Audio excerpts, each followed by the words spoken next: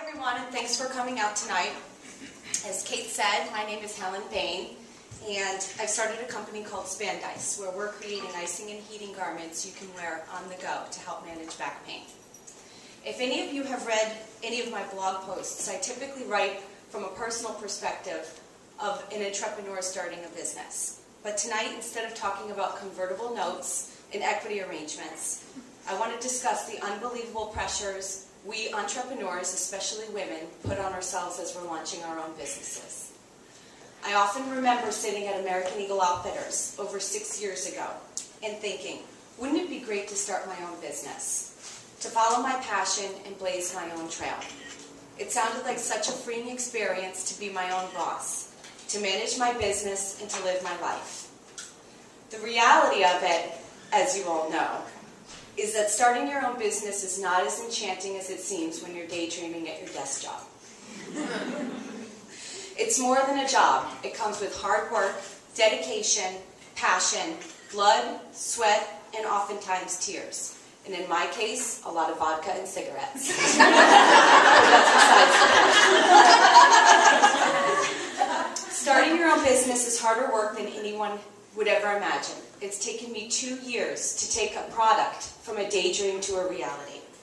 I've spent countless exhaustive months researching materials, becoming an expert in intellectual property, technical design, and much more. I've had hundreds of meetings with people to ask advice based on their experience. Am I doing the right thing? Am I making the right moves? What big mistakes am I making?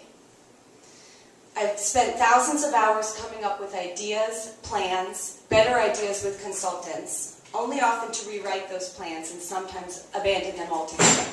You get the idea. Don't get me wrong.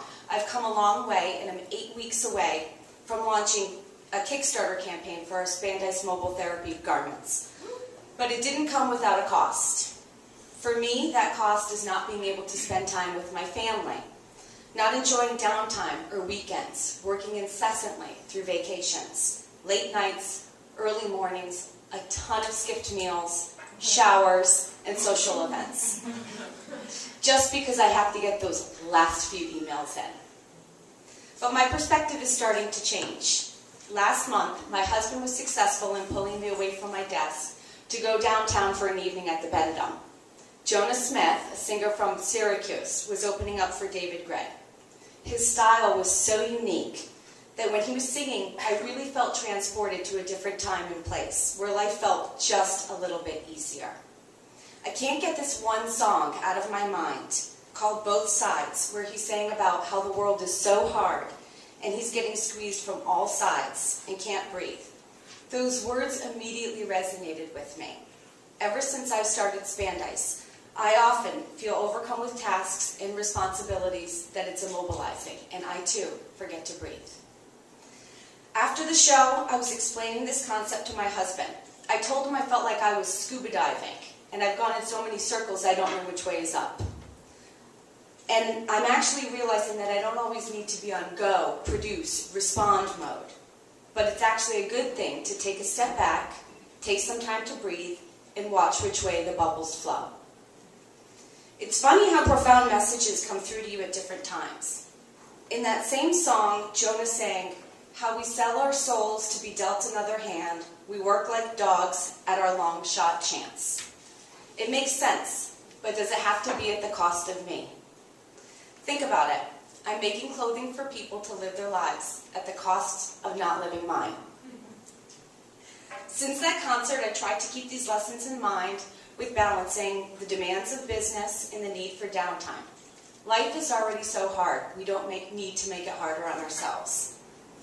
We have to stop, breathe, and try to enjoy the process, even if it's just for a little bit.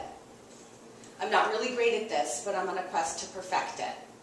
I'm realizing what I can do at a quality level and be okay with the results. So what are some ways that you can change your work life to improve your quality of life and reduce the self-imposed burden? Balance good productivity with life. Don't skip your workouts. Go out with your friends for coffee, drinks, anything. Incorporate breathing and meditation into your daily life, even stretching for just a few minutes. Close the distractions. I once read somewhere that focus is a diminishing thing in the world of Facebook, tweets, and incoming email chimes. If I happen to cross something off my never-ending to-do list per day, well, that's progress, right? Outsource more when you can, especially if you can afford it.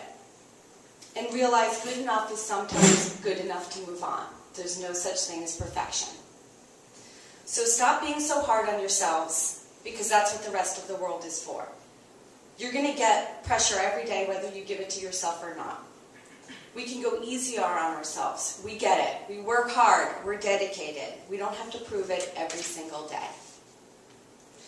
After writing this speech, I realized one of the driving reasons that I push myself so hard is because I haven't financially contributed to my household in over a year. I personally feel like I have to validate myself and make myself believe that I'm giving back. But the reality is I don't have to validate myself. I have the love and the confidence and the support system at home. They believe in me. Maybe it's about time I do too. So raise a glass to all of our collective accomplishments, and let me leave you with this quote from Jonas Smith from his Easy Living song. We'll not bend to the pressures, we'll keep ourselves pure, and we'll do it our own way, so self-assured. And it's easy living from here on out. I'll send you a postcard from paradise. Cheers. Cheers.